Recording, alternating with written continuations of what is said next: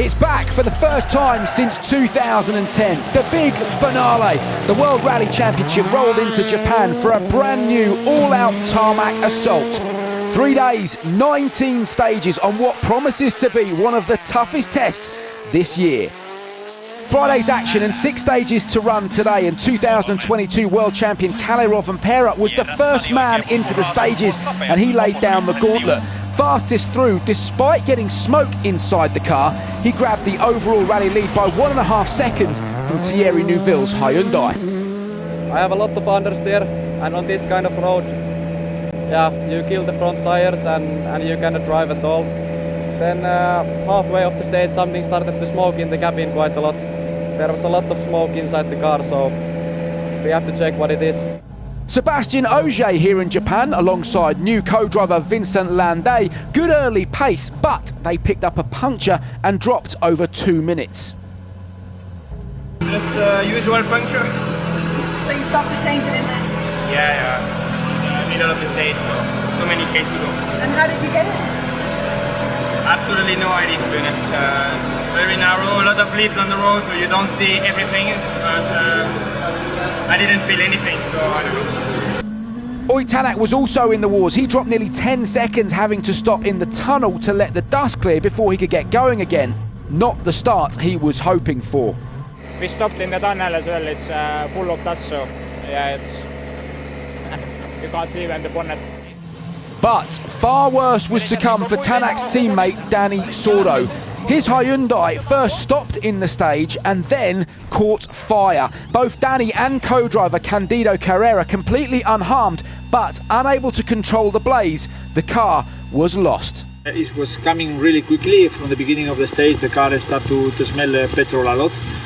And just here in the straight line, the fire was coming between the seats and the smoke, a lot of smoke, so I stopped the car. And in a few minutes it started to burn and we couldn't do nothing. As a result of the fire, both stage 2 and 3 were cancelled, so the crews headed on to stage 4, Shitara Town. After a steady start, Elfyn Evans got the hammer down to take the stage win by 4.3 seconds from Ogier, and the Welshman moved up to the joint lead of the rally. It's a nice stage in a way, but it's not easy and it didn't feel so nice very often, but okay. A good run for Evans then, but it was this man, Thierry Neuville, who he was sharing the lead of the rally with, both on a total time of 34 minutes and 21.6 seconds.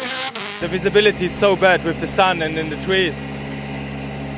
And no confidence in the front, lots of understeer, lots of grip changes. And basically all the downhill, zero grip, so very tough, but we are here. M Sport's Craig Breen had made a good start to Rally Japan, comfortable in his Ford Puma, running 5th overall until he dropped it on stage 4. Both he and co-driver James Fulton perfectly okay, but their day was done. Meanwhile, local hero Takamoto Katsuta was taking a measured approach to his home rally. He was promoted to 5th overall following Breen's retirement. The fans out in force to support their man. Katsuta's aim simply to reach the end of the rally on Sunday.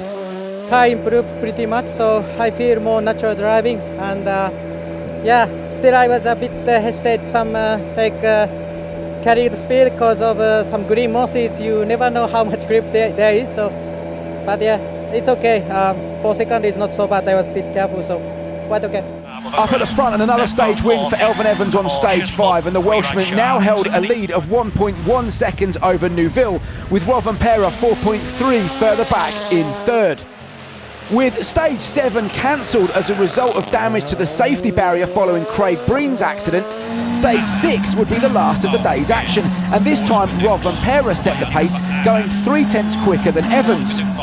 This one was pretty okay with the grip, so yeah, for sure again on the wide part, definitely driving first time on the notes is not easy, and yeah, I've been struggling with the understeer the whole day, so I didn't have full confidence everywhere, but let's see how the time is. We are here at the end of the day with a lot of action, so I think that's good.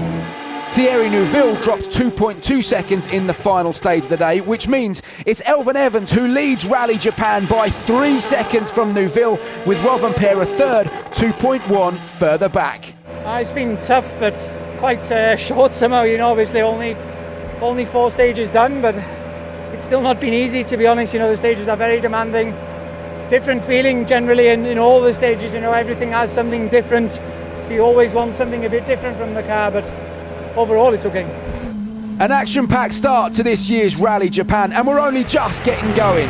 Another 7 stages to run tomorrow. Can Elfyn Evans keep Neuville at bay? And what drama will these tight, twisty Japanese roads throw up for Saturday's action?